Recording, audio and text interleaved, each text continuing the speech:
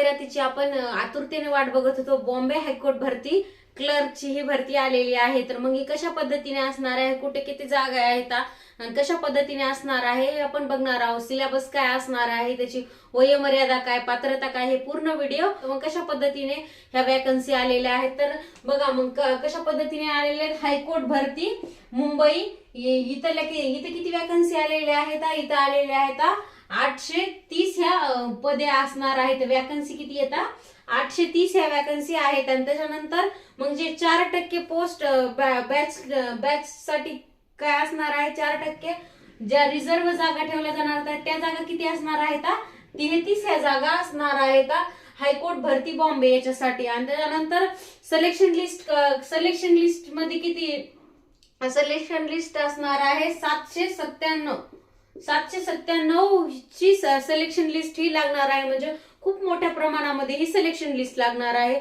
म्हणजे खूप महत्वाच्या अशा ह्या जागा असणार आहेत त्या क्लर्क साठी. आणि सगळ्यात महत्वाचं म्हणलं तर आपल्याला इंग्लिशची 4T ची टायपिंग असणं हे खूप गरजेचं असणार आहे या पोस्ट साठी. तर आपण एक डिस्कस करूया.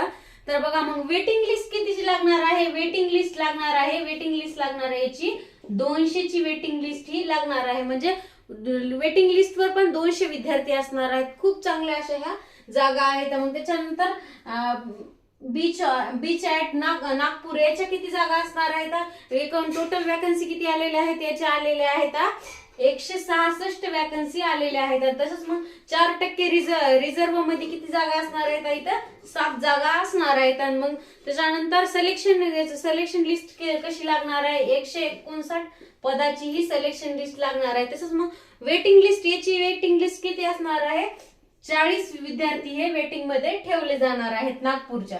आणि मग तिसरं काय, बीच ऍट औरंगाबाद. तर मग याचं नाव हे बदलायचं राहिलेलं आहे, संभाजीनगर व्हायचं राहिलेलं आहे. सध्या काय औरंगाबादच त्यांनी टाकलेलं आहे. तर मग याच्यामध्ये इथं किती असणार आहेत जागा, तर 336 ह्या जागा वॅकन्सी आहेत, 336. मग त्याच्यानंतर वेटिंग लिस्ट 4% रिझर्व्ह मध्ये किती जागा असणार आहेत, 13 असणार आहेत. नंतर सिलेक्शन किती जणांचं, 323 सिलेक्शन होणार आहे. आणि वेटिंग लिस्ट कितीवर लागणार आहे, 81 ही वेटिंग लिस्ट असणार आहे. तर मग अशा पद्धतीने ह्या जागा आहेत. आणि खूप म्हणजे ज्यांना कोणी क्लर्क, ज्यांनी कोणी डिग्री झालेली आहे, टायपिंग आहे त्यांच्यासाठी ही खूप महत्वाची ऑपॉर्च्युनिटी असणार आहे. कारण प्रत्येकाला हायकोर्टच्या ठिकाणी आपल्याला S10 नुसार वेतन श्रेणी काय असते, S10 नुसार. म्हणजे तलाठ्यापेक्षाही जास्त हे आपल्याला पद असतं. फक्त आपल्याला इथं काय टायपिंग मध्ये आपण नंतर कळू नये, कारण याचं सिलेबस तर खूप सोपा असतो. सिलेबस मध्ये एवढं काहीच नसतं. कारण मराठी किती 10 मार्क्सला विचारलं, सिलेबस कशा पद्धतीने असतो मग, तर मराठी किती आपल्याला 10 मार्क्सला मराठी विचारलं जातं. मराठी किती मार्क्सला विचारलं जातं आपल्याला, मराठी 10 मार्क्सला विचारलं जातं. म्हणजे किती 90 मार्क्सचाच प्रश्न पेपर असतो. मराठी आपल्याला 10 मार्क्सला विचारलं जातं. तसंच इंग्रजी कितीला आपल्याला, इंग्रजी विचारलं जातं आपल्याला 20 मार्क्सला. पुन्हा नंतर जनरल नॉलेज कितीला विचारलं जातं आपल्याला, 10 मार्क्सला जनरल नॉलेज विचारलं जातं. तर मग जनरल इंटेलिजन्स पण आपल्याला किती मार्क्सला विचारलं जातं, जनरल इंटेलिजन्स आपल्याला 20 मार्क्सला विचारलं जातं. आणि त्याच्यानंतर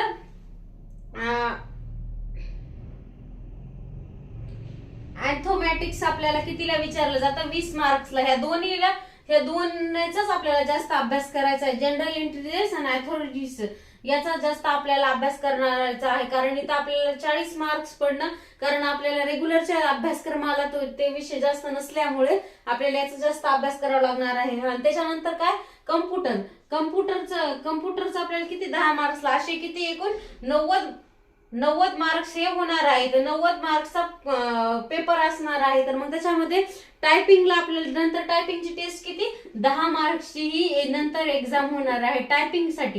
टायपिंग वाल्यांसाठी ही 10 मार्क्सची टेस्ट होते. म्हणजे ही एक्झाम आपल्याला 90 मार्क्सची द्यायची. त्याच्यानंतर याच्यामध्ये सिलेक्शन झालं तर आपण टायपिंगची 10 मार्क्सची एक्झाम, त्याच्यामध्ये 10 मार्क्स हे आपल्याला पडणं आवश्यक आहे. मग त्याच्यानंतर त्याची एक लिस्ट लागेल, म्हणजे टायपिंग मध्ये किती कोणाला पडले त्याच्या पद्धतीने असणार आहे. तर मग आपल्याला पास आउट किती 45%, म्हणजे आपण किती 50% धरून चालायचं. म्हणजे आपल्याला 100 पैकी 50 मार्क्स पडणं खूप महत्वाचे आहेत, कारण 45% ला पास असल्यामुळे आपल्याला किती 50 मार्क्स घेणं आवश्यक आहे. त्याच्यानंतर आपली टायपिंग मध्ये लिस्ट लागणार आहे. अशा पद्धतीने ज्यांना कोणाला ह्यावेळेचा फॉर्म भरायचा आहे, खूप महत्वाचे अशा ह्या पदे आहेत. आणि त्याची वयोमर्यादा काय असणार आहे, बेसिकली वयोमर्यादा 18 ते 38 वर्ष. जे वयोमर्यादा आपल्याला इतर सरळ सेवा भरती अंतर्गत वयोमर्यादा लागते तीच वयोमर्यादा ही असणार आहे. वय काय असणार 18 ते 38.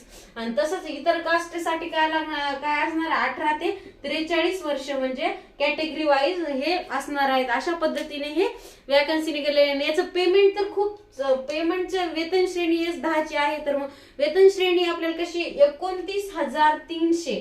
29,300 ते 92,000 पर्यंत आपलं हे वेतन असणार आहे. अगदी म्हणजे 92,300 पर्यंत हे वेतन असणार आहे. आपल्याला खूप महत्वाचं असं हे वेतन श्रेणी असणार आहे. आणि याला S10चं वेतन लागू असल्यामुळे 8वा वेतन आयोग हे आपल्याला लागू असणार आहे. त्याच्यामुळं आपल्याला हे करणं खूप, शैक्षणिक पात्रता काय फक्त पदवी लागणार आहे आणि टायपिंग सर्टिफिकेट आणि MSCIT झालेले असले किंवा कम्प्युटरचा कोणताही कोर्स झालेला असला तर इव्हन ते कोणताही कोर्स चालणार आहेत. अशा तर याच्यामध्ये आता आपण क्लर्कचं बघितलं.